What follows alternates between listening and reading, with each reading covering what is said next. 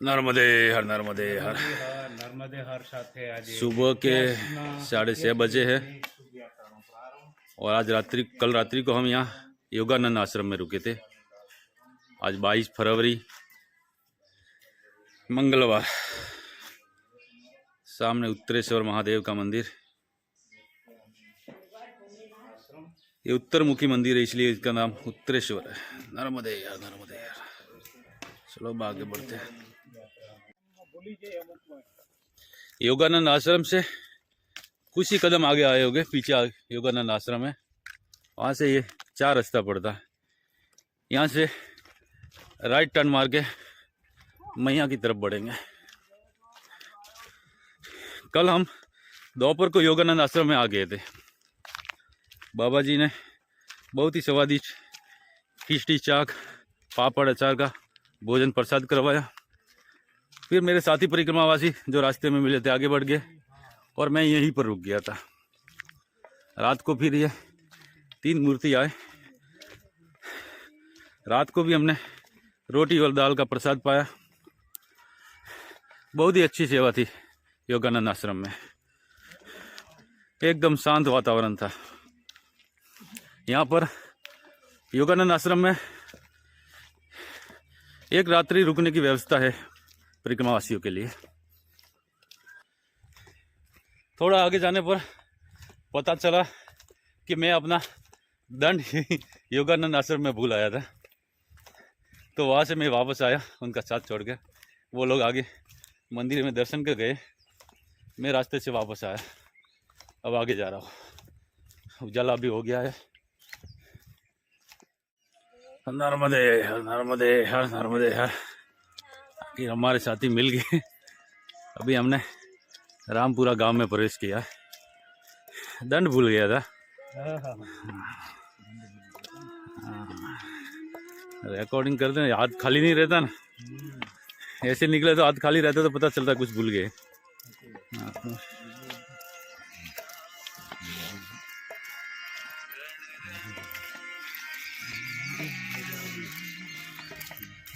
नर्मदे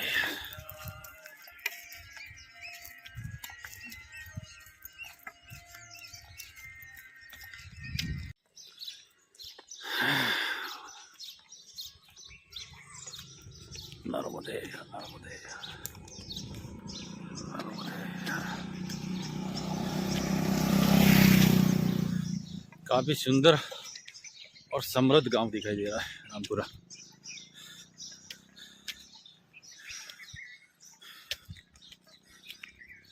नर्मदे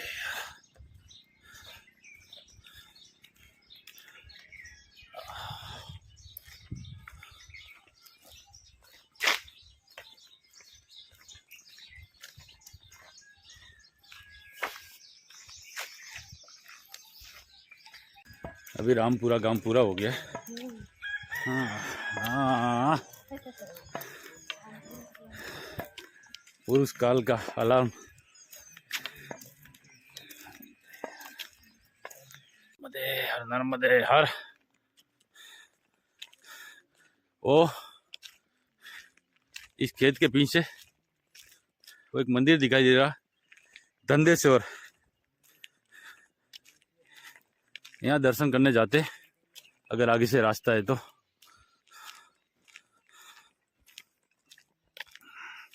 ये दिखाई दे रहा सामने, ये धंधेश्वर तीर्थ है। जब लंकापति रावण ने उनके बड़े भाई कुबेर जी को लंका छीन कर वहाँ से निकाल दिया था, तो कुबेर जी ने इसी जगह पर आकर भगवान भोलेनाथ की तपस्या करके उन्हें पसंद कर देवताओं के कोषाध्यक्ष का पद प्राप्त किया था। नर्मदे नर्मदे हर।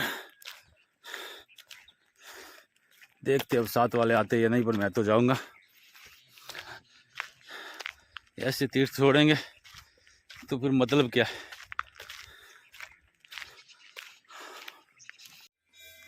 नर्मदे नर्मदे श्री धंधेश्वर महादेव नर्मदा क्षेत्र।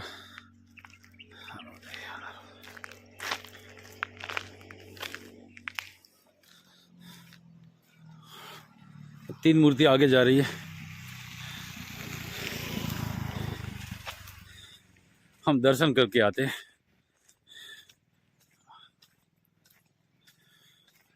नर्मदे।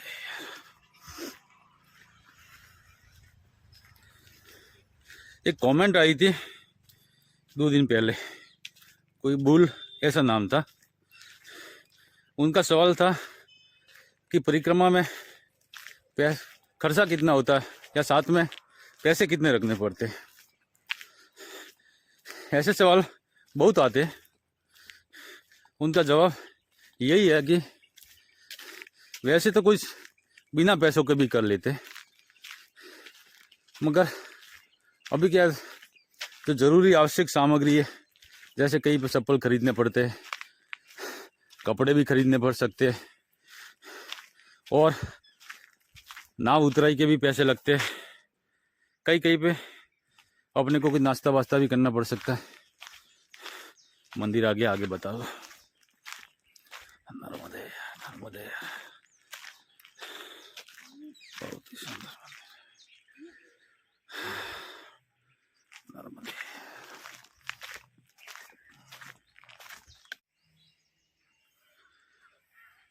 नर्मदे नर्मदे,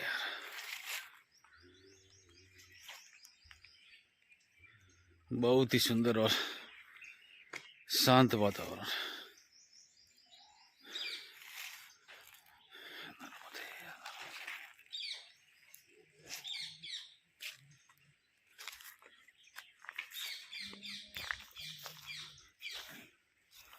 नर्मदे हर महाराज।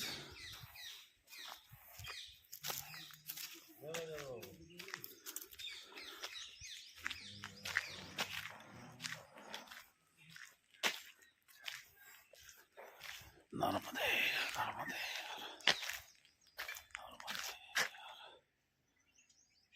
नर्मदे, भोलेनाथ शिव शंभो।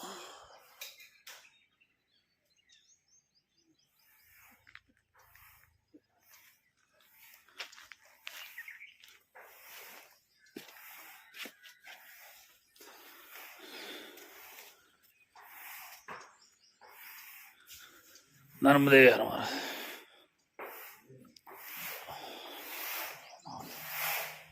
हे नंदी महाराज।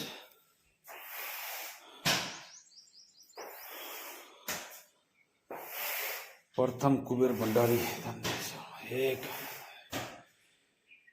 भोलेनाथ शिव शंभो।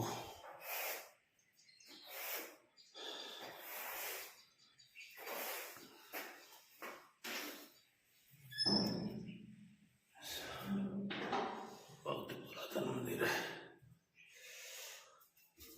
वीडियो बनाऊँ वांधो नहीं? कहाँ से बताया आप? गुजरात में छू। गुजरात की हो? हाँ, बड़ी परिक्रमा है, छोटी परिक्रमा?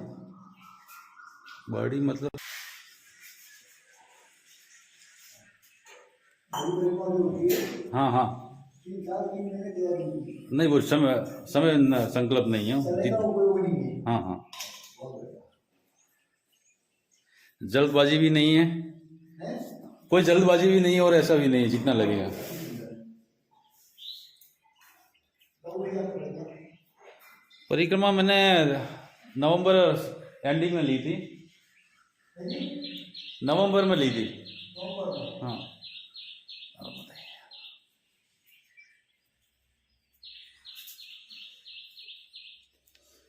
धर्म के ना धन कटे, नदी न कटियो नीर, अपनी आंखों देख लो यो कहीं कथन करने रहे। मतलब कि धर्म के से धन नहीं कटता है, ये अपनी अनुभव से देख सकते हो।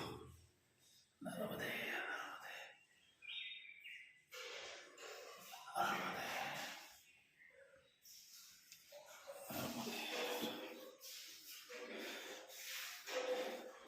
बहुत ही पुरातन विग्रह है गणपति जी,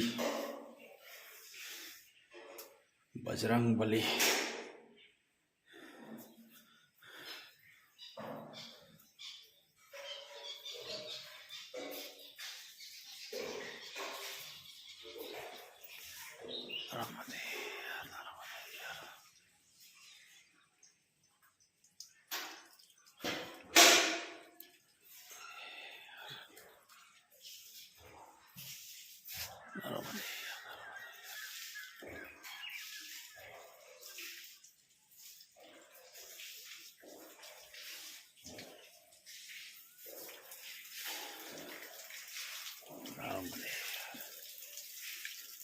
महाराज जी अंदर शंकर भगवान को स्नान करवे उसके चल रही है।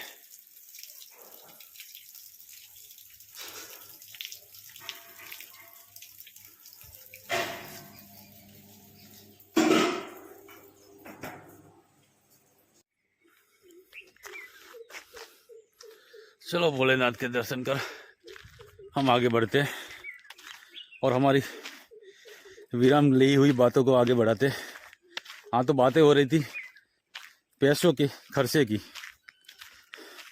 तो पूर्व काल में पैसों की शायद ज़रूरत नहीं पड़ती थी, क्योंकि पहले जो हमें परिक्रमा मार्ग में जो दूसरी सहायक नदियाँ आती है उनको भी पार करना होता था, तो या तो उनमें कम पानी हुआ करता था, और जो कई पर नाव वाले पार करवाते थे तो परिक्रमा वासियों से पैसा नहीं लेते थे। मगर अब समय बदल गया है, परिक्रमा वासी भी बहुत बढ़ गए, तो कोई कितनी सेवा करेगा। तो बहुत सी जगह पर हमें पैसे देकर भी नाव से पार करना पड़ती नदियाँ, और नदियों का जल स्तर भी डैमों की वजह से बढ़ गया। और रास्ते में भी थोड़े बहुत पैसे रखने ही पड़ते, तो कम से कम मिनिमम परिक्रमा पूरी होने तक 12 से 15 हज़ार का खर्चा तो आएगा ही। इतना राउंड फिगर पकड़ के चलिए, इससे ज़्यादा नहीं आएगा। हाँ, कहीं पर रास्ते में दक्षिणा भी मिल सकती है, क्योंकि कल नहीं परसों शूलपाणेश्वर मंदिर में बैठे था, तो वहाँ पे बस से परिक्रमा करने वाले परिक्रमावासी भी आए थे। वो सब आकर मुझे दक्षिणा दे रहे थे। तो शुरुआत में तो देखा कोई 200-500 ऐसे दे रहे थे। परिक्रमावासी के नाते मैं मना भी नहीं कर रहा था दक्षिणा से, तो मैंने उनसे निवेदन किया कि इतना मत दीजिए, 10-20 रुपये दे दीजिए, इससे ज़्यादा मत दीजिए। फिर भी किसी ने 10, 20, 50, किसी ने 100 भी दिए, तो भी लगभग मेरे पास 700-800 रुपये की दक्षिणा हो गई थी। मैया की मर्जी मानकर मैंने वो दक्षिणा ग्रहण की।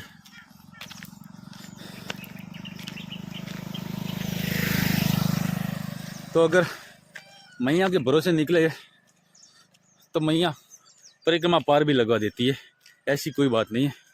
साधु संत बिना पैसों के भी निकलते हैं, मगर हम ग्रस्त है, हमारी कुछ ज़रूरतें भी होती है, बैंक बैलेंस मोबाइल में बैलेंस वगैरह, तो थोड़े पैसे से रखने पड़ते। नर्मदे यार।